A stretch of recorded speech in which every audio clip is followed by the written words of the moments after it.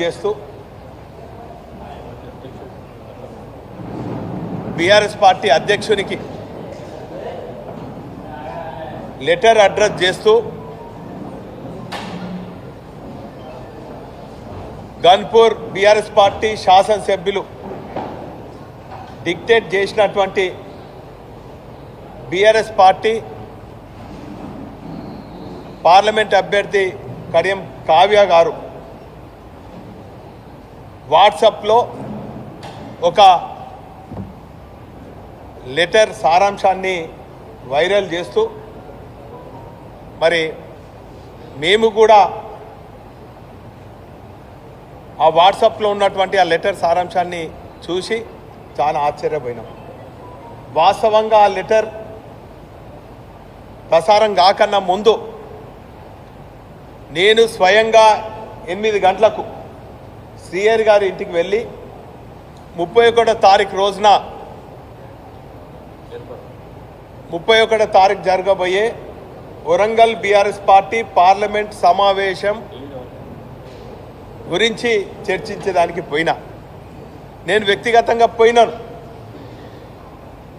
అప్పుడు కూడా 31వ తారీఖు గురించి కార్యక్రమాల గురించి మాట్లాడినప్పుడు ఆ విషయం ఎక్కడ కూడా నాతో ప్రస్తావించలేదు. పైపెచ్చు రేపు నిర్ణయం తీసుకుందామన్న, అంటే రేపు ఆ కార్యక్రమం ఎప్పుడు పెడదామని నిర్ణయం తీసుకుందామని చెప్పడం జరిగింది. ఆ తదుపరి వచ్చిన తర్వాత రాత్రి బహుశా 9:30-10 గంటలకు వాట్సాప్లో కూడా ఆ లెటర్ని చూడటం జరిగింది. చాలా ఆశ్చర్యపోయినాం, దిగ్భ్రాంతికి గురైనాం.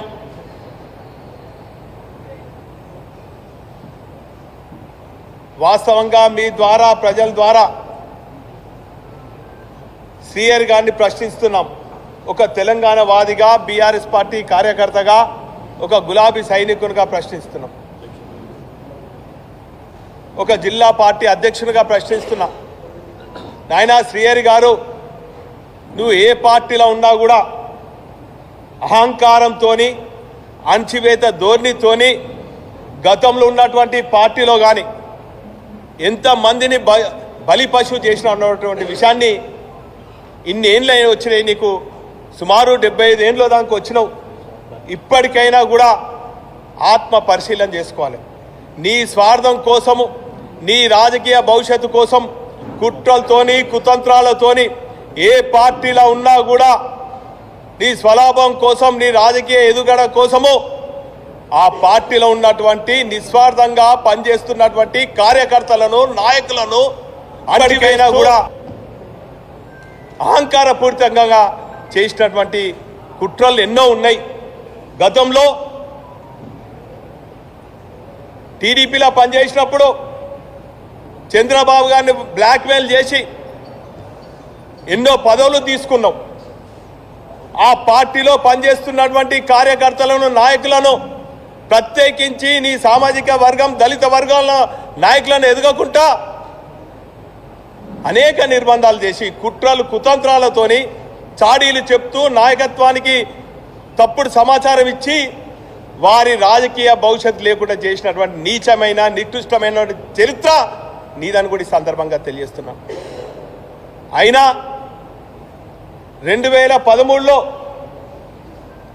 తెలంగాణ ఆనాటి ఉద్యమ నేత కేసీఆర్ గారు తెలంగాణ కోసం గొంగడి పురుగునైనా ముద్దు పెట్టుకోవాలని చెప్పి ఆ రోజు తెలంగాణతోని,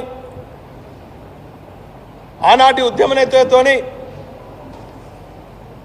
నువ్వు సంప్రదింపులు జరిపి పార్టీలోకి వస్తాను, తెలంగాణ వాదానికి కట్టుబడి ఉంటాను, టీఆర్ఎస్ పార్టీ కట్టుబడి ఉంటాను, మీ నాయకత్వాన్ని బలపరుస్తూ పార్టీ పటిష్టత కోసం పనిచేస్తా అని చెప్పి ఆ రోజు నువ్వు చెప్తే, కేసీఆర్ గారు ఆదేశిస్తే నేను ఒక గులాబీ సైనికునిగా గతాన్ని మర్చిపోయి, నీ నీచమైన చరిత్రను మర్చిపోయి, నీ నికృష్టమైనటువంటి చరిత్రను మర్చిపోయి, నీ అహంకార చర్యలను కూడా మర్చిపోయి నిస్వార్థంగా నీ ఇంటికి వచ్చి పార్టీలోకి ఆహ్వానించడం జరిగింది. నాతో పాటు బీఆర్ఎస్ పార్టీ వర్కింగ్ ప్రెసిడెంట్ అయిన కేటీ రామారావు గారు మేము ఇరువురు వచ్చినాం. పెద్ది సుదర్శన్ రెడ్డి గారు వచ్చిండ్రు జిల్లా అధ్యక్షునిగా. మేము నిస్వార్థంగా పార్టీ బలోపేతం కోసం, తెలంగాణ కోసం ఈరోజు నిన్ను ఆహ్వానిస్తే తిరిగి అదే నైజంతోని, అదే కుట్రలతోని, అదే అహంకారపూరితంగా ఈ పార్టీలకు కూడా వచ్చి ఈ పార్టీలో నిస్వార్థంగా పనిచేసినటువంటి అనేక మంది నాయకులను కూడా వారు పార్టీ నుంచి దూరమయ్యేదానికి కారణం నువ్వే అని కూడా ఈ సందర్భంగా తెలియజేస్తున్నాను. అందులో పెద్దలు విజయరామారావు గారు అయితేనేమి, డాక్టర్ పరమేష్ గారు అయితేనేమి, అంతకుముందు ఉన్నాడు దొమ్మటి సాంబయ్య గారు అయితేనేమి, మొన్నటికి మొన్న పశు దయాకర్ అయితేనేమి, ఆరూరి రమేష్ అయితేనేమి, నీ కోసము నీకు పదవి చేపట్టాలని చెప్పి, నీకు పదవి కట్టబెట్టాలని చెప్పి ఆనాటి పెద్దలు ఉద్యమ నేత బీఆర్ఎస్ పార్టీ అధ్యక్షులు కేసీఆర్ గారు సిట్టింగ్ ఎమ్మెల్యేని కాదని కూడా ఆత్మీయ సోదరులు డాక్టర్ రాజయ్య గారిని ఒప్పించి మెప్పించి నీకోసము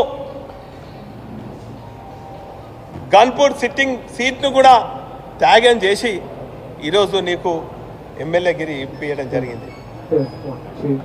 ఇదే కాకుండా ఇప్పుడున్నటువంటి పరిస్థితుల్లో పార్టీ నాయకత్వాన్ని బ్లాక్మెయిల్ చేస్తూ నేనేదో పెద్ద నీతి నిజాయితీ నిస్వార్థ పరుణ్ణని చెప్పి నీ బిడ్డ కోసము బ్లాక్మెయిల్ చేసి అధిష్టానాన్ని కూడా మేమందరం కూడా ఒప్పించి మెప్పించి ఏదో సీనియర్ నాయకుడు అని చెప్పి మీ బిడ్డ అభ్యర్థిత్వాన్ని కూడా ఖరారు చేసి వారి గెలుపు కోసం గత కొన్ని రోజుల నుంచి నీ పైన వ్యతిరేకంగా అనేక వర్గాలు, అనేక సంఘాలు, అనేక వ్యక్తులు, దళిత సంఘాలు కూడా నీ అభ్యర్థిత్వాన్ని, నీ బిడ్డ అభ్యర్థిత్వం వ్యతిరేకించిన ఒక గులాబీ సైనికునిగా ఆ పార్టీ పటిష్టత కోసము పార్టీ ఆదేశం మాట్లాడి వారందరినీ కూడా ఒప్పించి మెప్పించే క్రమంలో నువ్వు ఒక ప్యాకేజ్ మాట్లాడుకొని రాత్రి నువ్వు కాంగ్రెస్ పార్టీతోని కుమ్మక్కై ఈరోజు కుట్రలు చేసి ఒక దొంగ లెటర్ను సర్క్యులేట్ చేసి నీతి నిజాయితీ ప్రయత్నం చేస్తున్నావు.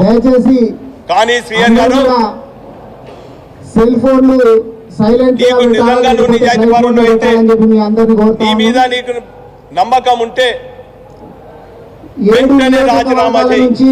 ఒక శాసనసభ్యునిగా రాజీనామా చేయి.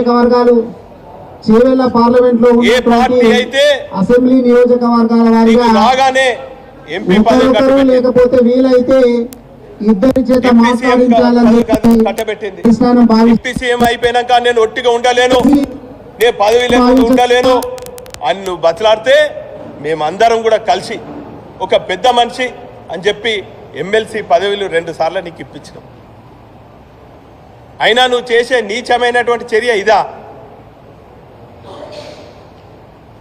ఒకవేళ నీకు ప్రజాబలం ఉండి బీఆర్ఎస్ పార్టీ లేకుండా నువ్వు గెలవాలని నీకు ఆత్మవిశ్వాసం ఉంటే వెంటనే ఈ క్షణమే నువ్వు రాజీనామా చేసి నువ్వు ప్యాకేజ్ మాట్లాడుకున్న కాంగ్రెస్ పార్టీలకు పోతావా, ఇంకే పార్టీలకు పోతావు మాకు అనవసరం.